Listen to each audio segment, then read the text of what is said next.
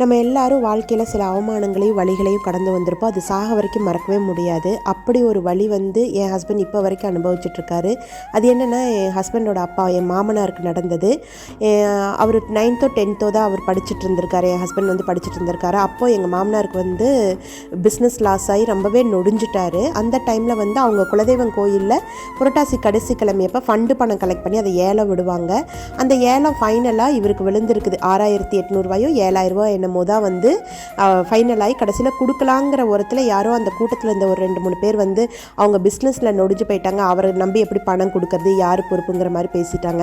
அன்னைக்கு அந்த கோயிலை விட்டு எழுந்து வந்தவர் அவர் சாகிறதுக்கு முன்னத்து நாள் தான் போனாருங்க.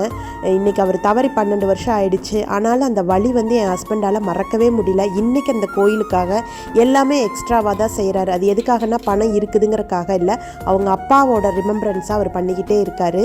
வாழ்க்கையில் வலி ரொம்ப